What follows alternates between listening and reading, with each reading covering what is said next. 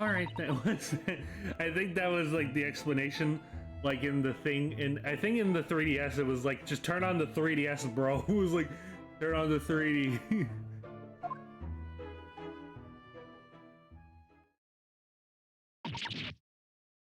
Ah! Mr. Naruhodo, you must see! At once! Oh, alright then. Well, I just need to be cross-eyed, like I'm trying to look at my own nose.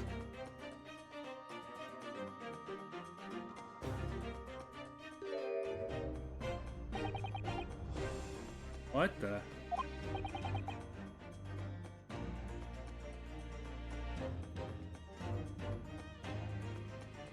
I don't believe it. I'm trying my best. I'm trying. Just a photographic print, but it seems like you could reach out and touch it. Yes, the sense of depth is startling, is it not? Stereoscopes are one of London's many fads. They are often found in little stalls in the park. People queue for hours to see them.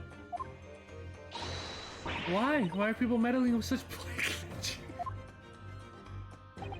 It is no magic, my dear madam. It is, well, far too complicated to explain at present. We shall save that lesson for another day. Oh. Well, you can't get out fair, you know it. Oh, fuck. The article's barely worth a penny, miss. I cannot offer more. Oh, no. Sounds like there's an argument brewing over there by the counter. And I think I sense a female that can speak Irish, and is Irish. Come on, that can't be right. I've got, oh, proper butchers at it. All I need, I've seen all I need to see, young girl. Oh no. Gina, please. Wait, don't we know? I'm sure I recognize her. Oh, yes, it's the young lady from Mr. McGilda's trial 2 months ago.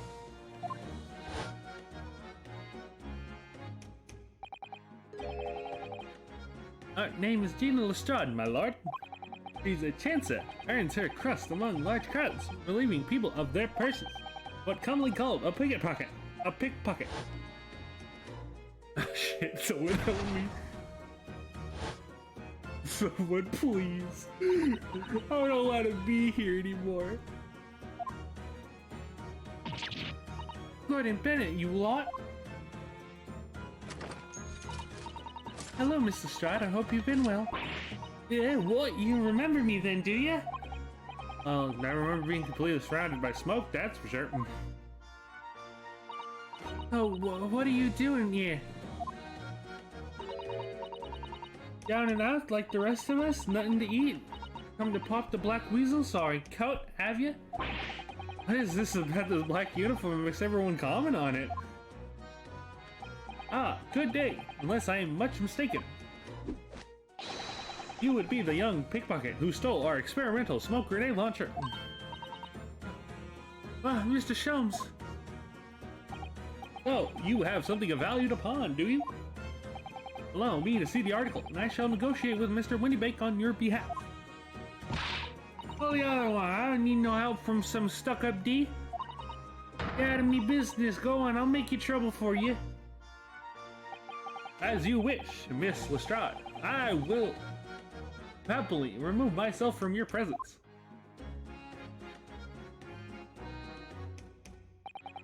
Really done it. He's gone. I'm sorry, but as I said, there really is no room for negotiation here. What's that thing he has in his hands?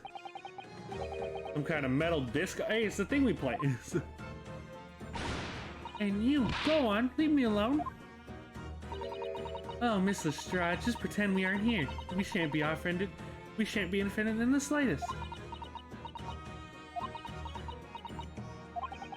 This son can really stand her ground when she wants to. Whatever. Hey, pretend we're not here by talking to me, please. Thank you very much. Oh, I really don't think you were the sort of person who used a pawnbroker, Mrs. Strad. Well, yeah, well, I ain't alright. I'm a Londoner, just like everyone else. That's a problem, is it? Oh no, not at all. It's just that, well... Oh, I get it. I know what you're thinking. That thing probably won't be belong there. I probably got it on the divine. Got it on the divine. Got her on the dive. Probably got it on the dive, didn't she? Yeah, I can see it written all over your Chevy Chase. Well, I might have been thinking something along those lines.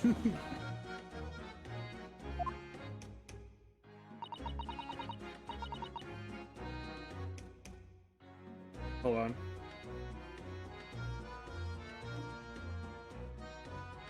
You're not gonna deny him, Mr. Naruhodo? Looks like she is one. Alright, then I'm gonna come out and ask you straight. You pawn things that you stole from you, that you steal from other people? Well, I don't know best to answer that, really. Close, sometimes. You're not gonna deny it either, Miss Lestrade?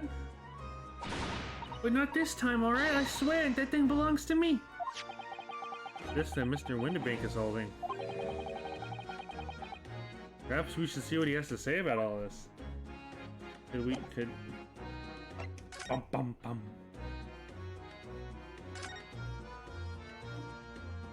Oh my god. Where's the murder? Where's the murder? Mr. Windibank, what exactly is the metal disc that Miss Lestrade just brought in?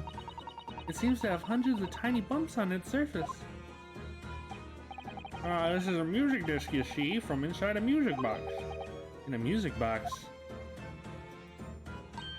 What, you don't even know what a music box is? Tisk Easton as lost society, aren't eh?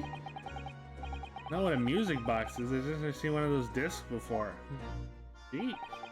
The small protrusion on the metal disc encodes the tune to be played by the music box. You simply insert the disc and set the machine going and the beautiful music plays. It's so incredible. Tell us, what tune is on this disc? Well, I'm afraid I couldn't tell you that. There are so many different types of music boxes, you see. British made, German, Swiss. I have no way of knowing which particular machine this disc was made for. Ah, I see. That's it in a nutshell. I don't have any customers for an item like this, even if the young lady forfeited it. Really, I'm already offering more than I should at a penny.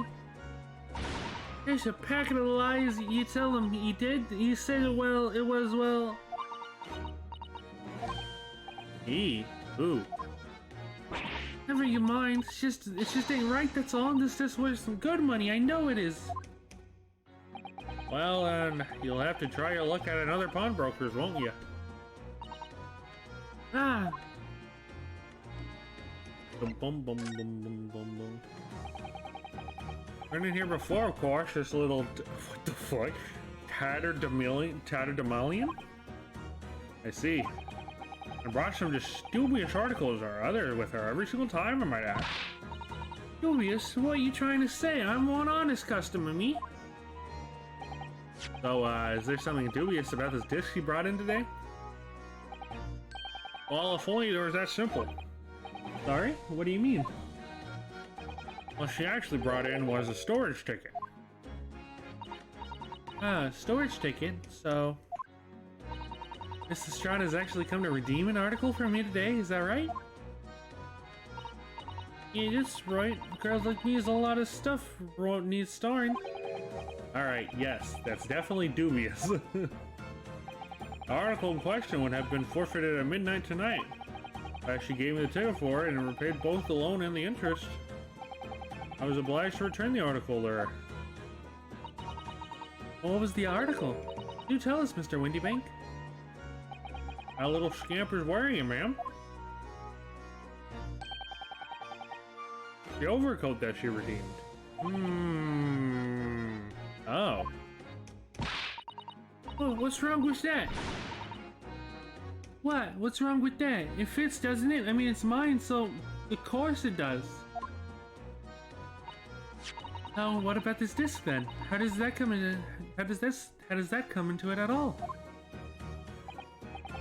Ah, the disc is something else. A new article to pawn if the girl and I can agree a price.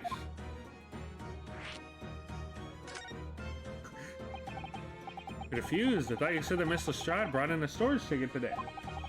Really quite simple. Yes, the child brought me a storage ticket and the money owed on it, as you said. For that heavy black coat, which you returned to her care, as I understood it. That's right, yes. And rather surprisingly, as soon as the little ragamuffin put the thing on, it went rifling through the pockets. Oh, you mean... What? Oh, you know it's rude to stare at a lady. Ah, I see. So it came from the pockets of the overcoat, did it? If you mean this disc, then yes, exactly right. And she immediately tried to pawn it. For quite a high price as well. This is all rather suspicious, I think. Yeah, Bob, I'm just trying to pawn something like everyone else would. Mr. Strahd, may I ask what deposited the overcoat here in the first place? Oh, well, me? It doesn't really appear to be your size. Me old man, it's me old man's, ain't it? Is it, Miss Lestrade? Yes, this is definitely all rather suspicious. Could have stole someone's storage ticket and then redeemed their coat. Oh my god. There's another person? Hello? I don't remember you. What is this picture postcard English gentleman? Oh my god. This is gonna be a whole ass thing. Good day to you, ladies and gentlemen. What's your problem, eh? There is no problem as long as you've removed yourself. I have a matter to discuss with the proprietor. And if you intend to make a problem of it, I shall see you outside, little girl, for the hiding you deserve. Look, ain't it obvious? I ain't done talking with him yet. If you think you're such a gent, you should know your way in line. Well, you are an imprudent little brat, aren't you? As well as a pickpocket. Eh? Who are you? How'd you know who I am? The question is, how do you not know who I am? You haven't the courtesy to even remember the faces of the victims you see. What, wait, you mean I from you? Broker. Yes, sir? I believe this filthy pickpocket thief has just redeemed an article from you. No? Yes, that article in question belongs to me. I demand for it to be returned at once. Oh my. Now that's a lie. What are you trying to pull? Give me back my overcoat, you wasto. And you needless to say. Any music box discs too. I don't know why I butchered discs. No, you can't have it. You just can't. It's me old man's, or it was, now it's mine. Goodness, Mr. Naruhodo. This is a very awkward situation. Yeah, like perhaps we should hear both sides of the story in a little more detail. This guy, I like voicing this guy so far, so I can't wait for... Get ours out of the way first, then we can listen to the funny man. Mr. Strahd, is what the gentleman is saying. What do you think? It's all lies, ain't it? Obviously. I swear on me life, I never laid eyes on that dandy before. Let's hear it now, you little ragamuffin. You stole it, didn't you? That ticket you brought in here just now? No, I swear it. I swear to God. It was barely an hour ago. I was walking along the street minding my own business. When this little gutterling ran into me, I knew at once what had happened. I've been robbed yet again, I thought to myself. Those wretched pickpockets. Yet again? Oh yes, as you can see, I am a man of impeccable style. This isn't the first time that I've been targeted by these black slum scoundrels. I do a fancy dance? Now then, relinquish my overcoat. Come along now, Mr. Lestrade. Give the good gentleman his coat back. If you're going to cause trouble, I shall have no choice but to call the police. Oh, hold on. What's everyone think it's me? Look at this dandy cove, and you think I'm the dodgy one? I'm sorry, but no one's gonna believe you. Oh, what about evidence? Yeah. Where's the evidence that I've stolen something, eh? Come on, let's see it. Oh, I have evidence, naturally. You what? Oh, she's scared. Evidence that this article Miss Lestrade redeemed actually belongs to this gentleman. Of course, we need only consult Mr. Wendybake's ledger to know the truth. We ought to look up the name of the person who deposited the article in the first place. Yes, brilliant. I'm very sorry, but I'm afraid that won't be possible. Oh? I never ask customers' names. That's a strict policy of mine. But why not? Well now, as you can imagine, some of my customers have circumstances to consider. A great many of them prefer to maintain their anonymity.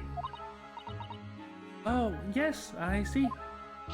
But then how could you know if the article belongs to the person asking to redeem it? Oh, it's quite simple.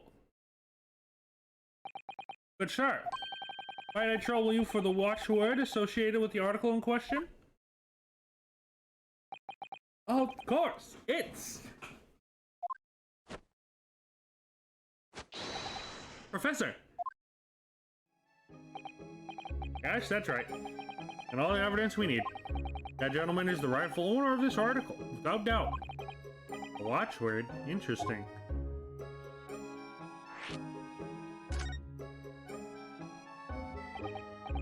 So, about these watchwords, Mr. Wendybank.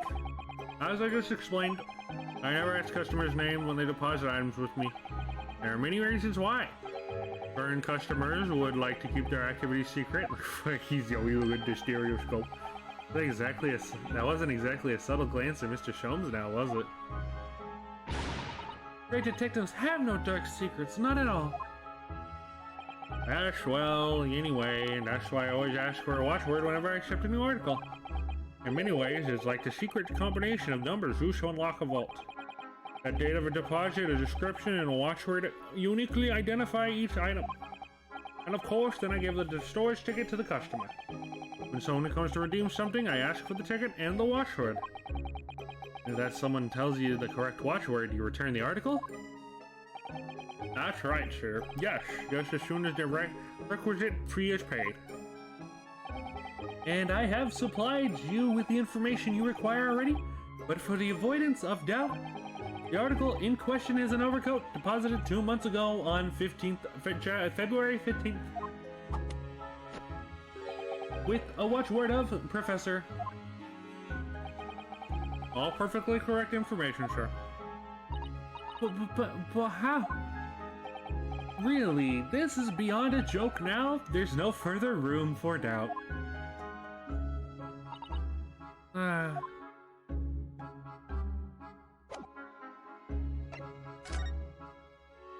What a man. What a... Excuse me, but who are you? One word would expect the inquiry to introduce himself first. Though clearly you are not British, so perhaps our ways are foreign to you. Oh, sorry, yes, we're from the Empire of Japan. We're studying here. Oh yes, Japan. I've heard talks of that place. And inhabitants live in some fiery brown-colored soup dressed up with exotic spices. You might be thinking of somewhere else. What was that theatrical gesticulation about? Perhaps. Anyway, if you are a gentleman, sir, you offer your own name first before acquiring the name of others. Of course. I'm Ryunosuke Naruhodo. I'm a lawyer. Well, a student of law, really. My name is Suzuto Mikitoba. I'm Miss Naruhodo's assistant. I see. My name is Benedict. Yes. Eggert Benedict. That's not your real name. That's definitely not. Enchante. Like Eggs Benedict. He's so refined in how he holds himself and how he speaks, but that name is vicious. Now, to the matter at hand. My overcoat, return it at once to someone with the style to carry it off. Everyone he makes it every breath he takes. I can't stand watching it. Is that a reference?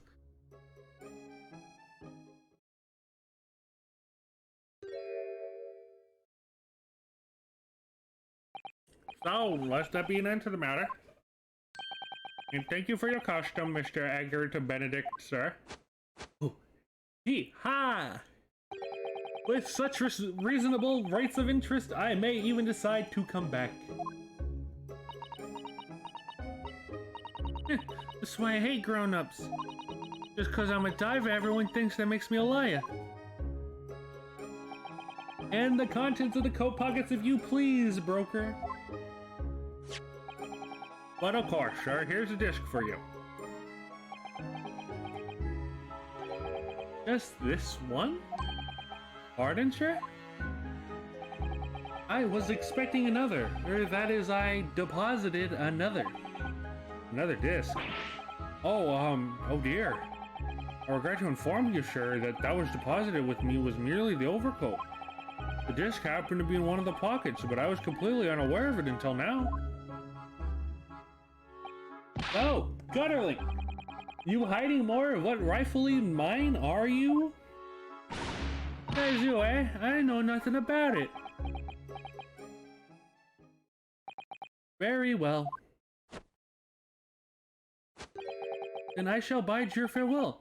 Say goodbye to style. Wait a minute, that disc. It's mine. Well, oh my god. Ah, what do you think you're doing, you little tramp?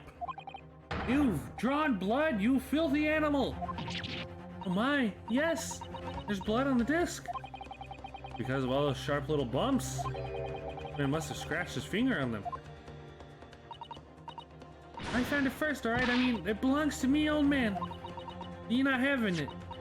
Oh, you take it. Me? If I hang on to it, then I'll have it off me again. So so you keep hold of it. Mr. Strahd, why is this so important to her? Okay, we're just gonna steal it in front of this man? He should be used to play music in a mechanical musical box, a piece of music which remains unidentified as stored on the disc by means of small protrusions. You there in the black livery. Hand the disc to me at once, please. No, don't. He's lying. That grown-ups are all liars. What do I do now? How am I gonna resolve this? Yo, Ace Attorney of Great Ace Attorney 2 resolved? Alright, I think it's time to, we're just gonna... We have resolved the issue, we are back home. I'm joking.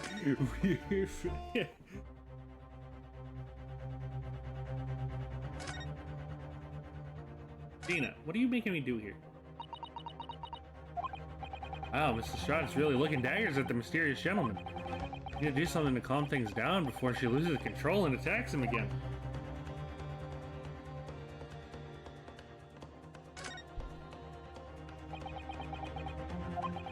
Mr. Winterbeck is clearly at a loss here. We have to do something about this before he reaches for that revolver of his. Hey, Mr. Sholmes, what are you doing, buddy? Oh, maybe I'll talk to this guy first. Is he eating fucking chocolate? What is that in his hand? Look at those piercing eyes. Clearly in no mood to talk. You have to do something quickly before this mysterious gentleman leaves to fetch the police or something. Look, you stole something from him. Give it back! What are you doing? You're the lawyer here. Mr. Sholmes? What are you examining with such keen interest there? Are you trying a bar of him as you enjoy a bar of caramel? Caramel, I see. We're American, we say caramel. So, found me at last, Mr. Naruhodo. Sorry? After that young pickpocket sent me on my way, I was forced to lurk in the shadows. Cruelly ostracized as the rest of you partook in the jovial atmosphere of fellowship. I had nothing to occupy my mind, but was too ashamed to let society know what my downfall has done to me. So feigning mock interest, I presented to examine the tiniest trinkets in this desolate place. Once, as you shrewdly observed, gnawing on the only friend I have, the 7% solution of caramel. Pray, do you dare to understand the depths of my despair, Mr. Naruhodo? How could you? I'm so lonely, so desperately lonely. Then why on earth didn't you come to rejoin the conversation? Things have gone from bad to worse here, you know. Things have come here from bad to worse, you know. That was Ryunosuke. Yes, I have overheard much of your conversation. Or rather, in my craving for human contact, my ears devoured every word that was uttered. You really were sad, weren't you? Poor Mr. Sholmes, feels simply awful for you. It would seem that my interference, my inference are correct. Oh, surely you're not about to tell us that you've solved the entire case once again? Oh, dear madam, sometimes I wonder where my genius for deduction to be commoditized. How much could I pawn it for?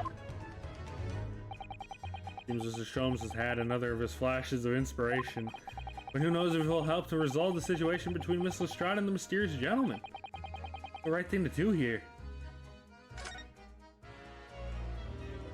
Oh wait, did I just? Oh no.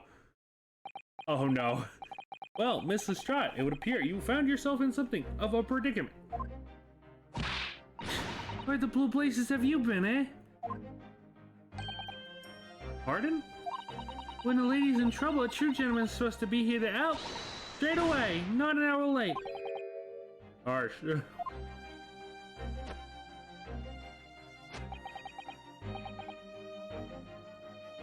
Hold on. And who, pray tell, are you?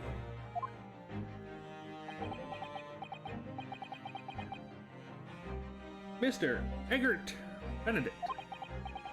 You have, in my eye, a veritably encyclopedic array of curiosities about your persons. Nevertheless, you have two immovable conclusions I have drawn.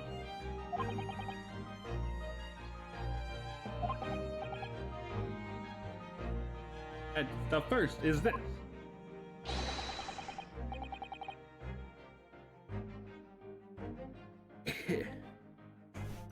The true reason for your visit to this pawnbrokery today is something you have not yet received.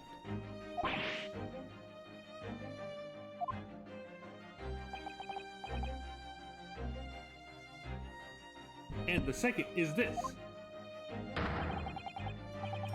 A considerable crime is in contemplation, one you will orchestrate with intent to steal a vast sums of money.